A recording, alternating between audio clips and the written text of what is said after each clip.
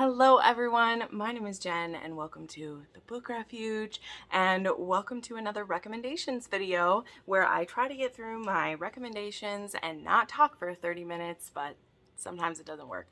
That's not actually what these videos are called, but I was just making that up on the fly. So anyway, thank you for stopping by my channel. Please make sure you subscribe for more recommendation videos, weekly wrap-ups, hauls, all that fun stuff. I put up new videos 3 to 4 times a week, or make sure you give this video a thumbs up. I promise it only takes a second and it's very helpful to poor little me who is trying to make this full time. And that's enough self-promotion. Let's get into the recommendations. So we are going to work through these. Here we go. First up, I have a sports romance, and this is Rookie Move by Serena Bowen. This one has been around for quite a little while, I will say that. It does connect with all of Serena Bowen's hockey books, whether it's the college ones or the professional ones. This one is about Leo Trevi and Georgia Worthington. Now, they were together when they were in high school, and they were deeply in love with each other, and they probably would have been with each other forever, except Georgia, trigger warning, gets raped at a party, and she is not able to get over it. Not that she should have to. And it leads to her and Leo breaking up before they go to college, or maybe they have just got there. No, I think they're going. And Leo goes on to date what he calls them, bubble-headed girls, which I know is like, I made up that term. He doesn't call them that, so he is not misogynistic. I apparently am when I'm trying to explain things. But his brother, because we meet his brother in like a book in a different one, his brother has a name for what these other women are, because it's very clear that Leo always loved Georgia. And now Leo has just been traded to the Brooklyn Bruisers as a rookie, and Georgia's father is, I think, the coach, and Georgia is like the social media guy, and Georgia is kind of like terrified to have him there because she's never let anybody close to her since what happened to her, and they have a lot of things that they need to work through, and Leo has never gotten over her, and now that he is in the same city and the same team as her, he's ready to make his move, his rookie move. I really love this. I love a book that is sex after trauma and trying to find yourself again after you have been mistreated by someone, and there's a lot of healing that has to take place in this. And we also have Georgia's dad, who is a single dad, and he feels like Leo wasn't around enough after what happened to Georgia, and so he definitely has a chip on his shoulder for Leo as well. All right, then we have the first 2 books in Claire Kingsley's Bailey Brothers books. Now, the second chance romance is Fighting for Us, but I'd be remiss if I didn't mention Protecting You, because this is when Grace Miles and Asher Bailey first start dating. They have been like next door neighbors and friends since they were young, and Asher finally like makes his move to turn their friendship into something more, and this book ends in a tragedy, basically, with Asher going to prison. So we'll just get that out of the way. Then we come back into it with this book, Fighting for Us, and it has Asher getting out of prison, going back, being with his brothers again, and being a completely different man. He has closed off his heart. He has locked himself up tight. He has had to become this to survive the craziness of prison, to survive like what he did, because he did do something very violent to protect Grace, who was being assaulted when all this goes down. And I just thought this was a very beautiful second chance, because Grace has been steadfast that she would be with Asher when he got out, and then when he gets out, he's like, why didn't you take it as a hint that I haven't spoken to you the whole time I was in prison, as we're not together anymore? And Grace has something to say about that. So I really love everything by Claire Kingsley that I've read thus far, and the Bailey brothers are my heart and soul when it comes to that. I just adore them so much. I do think that this series does get even stronger after this one, but if we're talking about a second chance romance, this one does do very beautifully, and I definitely recommend it. Then we have, of course, some mafia books to share with you, and I have Bloodied Hands by Adelaide Forrest, and this is the first book in the Belandi crime syndicate. I probably am butchering that, but this whole series is full of possessive alpha men, and it is amazing. And this one specifically starts with our heroine, who I think her name is Ivory. Let me just check. Yeah, Ivory. And our hero is Mateo. And they were together when they were in high school-ish, kind of. And Mateo's father kind of threatened him that bad things would happen to Ivory, that he wouldn't be able to be with Ivory. And so he very cruelly broke up with her. Like, he broke up with her in a very embarrassing, hurtful way, because they had such strong feelings for each other that he knew if he didn't, like, cut it real painful, that she wouldn't let him, like, leave him. She also didn't really understand how he was involved in crime either. So now it's many years later. I'm not sure how many. I don't know what it says here, if it says how many. Ivory happens to be around, or 12 years later. It's 12 years later when I think it's a bank robbery happens, and somehow these thugs who are doing this robbery know that she is a marked woman, and basically she's marked for protection. So when these thugs are caught, or not even caught, they see her, they know that she is under protection and that nothing can happen to her, and they are like, oh, please don't tell Mateo, don't tell him that we're here, he'll kill us. And she's kind of like, I haven't had anything to do with Mateo in 12 years.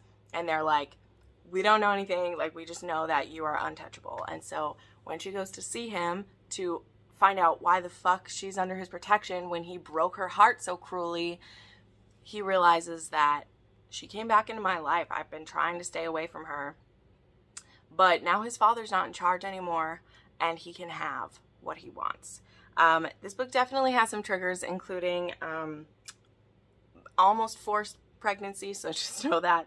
Adelaide Forrest does not write safe men, so this is some of the darker side of mafia that you'd be reading in here, but I am freaking addicted to this series. There's still one more coming out in the series, and I love it. Like, I freaking love this series, so love it. Then we have Toxic by Maggie Cole. This is the recent, her Mafia Wars New York series has started. As I have said, I do recommend that you have read the Mafia Wars series first, but if you don't want to, you don't have to. She does retread the ground that you would need to know for this. But this is another one where they were together in high school. We have Bridget, I think she was an O'Donnelly then. She and Dante Marino they definitely had a fling back then. And the Marino boy, we'll just say it about both of them. There's twins, Dante and, his name just went out of my head, and I'm literally reading his book right now, Gianni. They were trouble, and he did not appreciate Bridget for what he had when he was a teenager. And so she leaves him, and she goes to Chicago, and she ends up getting married and having kids. And then her husband is killed very brutally, and now she's back in New York living with her father. And Dante has waited. He has waited for her to mourn, and now he's ready to have her again. And Bridget, she has a lot of secrets that she's hiding, and burdens she's been having to carry all on her own. And now Dante is not having it, and he's going to find out what's going on. So this was very sexy. It was very good. There are definitely trigger warnings for past sexual assault and trauma, death of a husband, grief, all of that jazz. But this has some of the best, it has some of the best revenge that I've ever read, and revenge and justice for things that happened to Bridget and her husband who had died. Also, I forgot to mention this, so I'm backtracking a little. Sorry. There's another Claire Kingsland I meant to mention, but I don't own a copy of this one, so that's why I forgot to hold it up. There is Broken Miles, which is actually a book in a series that happens before the Bailey brothers.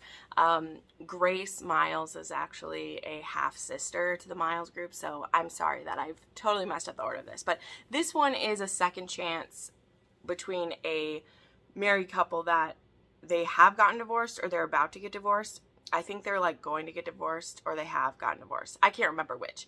But either way, this is about this couple and they both end up back at the vineyard, the Miles vineyard, and they are given a second chance with each other because they realize now that they are removed from the situation they were at, where our hero was really trying to push his career and be the best that he could be. And then he goes back home after some dramatic revelations come about his father, which may or may not have to do with the half-sister that I mentioned. He really has his eyes opened to what him and Zoe had together and what they could have again. So I really did enjoy this. I love second chances for people who are married before, as I've shared. I love that. Okay, back into some mafia. Here we go. We have Bloody Heart by Sophie Lark. You know, I gotta mention it. This one was very tough for me because as you do when you have second chances, there usually are time jumps. But this one is about Dante, who is the oldest Gallo brother. And if you're reading the series in order, you know that Dante is the most reserved of the Gallo siblings, which isn't hard to do because his siblings are crazy and it's like trying to wrangle cats when he's trying to keep them under control. But he had a love when he was young. And we kind of get hints at that beforehand, but when we start Bloody Heart, we find out truly about that. And we find out about Simone, who he loved deeply, and their meet cute is so amazing. She is a diplomat's daughter, and she is leaving a party early, and she gets into a car where he has, like, it's his getaway car. Or no, she gets in the car that's supposed to take her home, and he jumps in the front seat. And so they end up having this great, like, banter back and forth, even though he's, like, stealing the vehicle. And then they start meeting up after that. And then when her parents find out about their relationship, things go pretty horribly, and a bunch of events all happen at once where Simone is very scared about his lifestyle and him being involved in the mafia. And she's very frightened for her future when there's a surprise pregnancy. I'm not going to hide that from anyone, so it's not a surprise to you. But then there is a 9-year time jump, which brings us to the current times, where now we have a very much a broken down Dante, and he's really just getting by. And we have Simone, who has become this, like, fashion icon. She's a model, but she's very broken down as well, because she didn't get to be with the man that she loved, and it was very difficult for her, you know. But there is good happily after for them here. It's just always hard for me to read when people get in the way of an HEA, right? All right, then I have Ferreira Here from T.L. Swan. This book very much does follow up after the Italian, so I do recommend you've read the Italian before you read this one, but you could ostensibly jump right into Ferreira if you wanted to. This is about our hero. I hate when things are in the first class. This is... Come back. We have Francesca. And we have Enzo. Is it Enzo? Nope. That's Enrico. That's not who we want. Giuliano. Here we go. Sorry. It's been a while. And they have a fling when they're young. And then some news comes about that they may be related. As in maybe half siblings. And they are very much encouraged to separate. They, you know, separate their lives from each other. And now we are, is it 10 years later? I think so. But he really, like, doesn't care anymore. that they might be half siblings. And I will keep saying it. They might be. They're not. I'm just going to put that out there. So it's very much like we don't know who the person is who like cheated though. That's kind of the thing. Like, and that will have bigger implications for the series as a whole, or for this book as a whole, because if it's a certain person among the older generation that did the cheating, it could really tear down the Ferreira name and their position in the mafia world. So even though like they want to find out whether they are blood related or not, and if they could be together, the ramifications of finding it out could be destructive. I've said this before. T.L. Swan obviously has written one of my favorite books ever. Those books come out with Montlake. These books are her independent books that she puts out, and they are great, okay? Like, I enjoy them, but they are very much telenovelas, and nothing is more telenovela than T.L. Swan's The Italian and Ferreira. They are bonkers, but they're so addicting. I cannot put down her books when I read them, and so I usually give them between 4 and 5 stars, and this one was a 4.5 star for me. Like, I just couldn't put it down.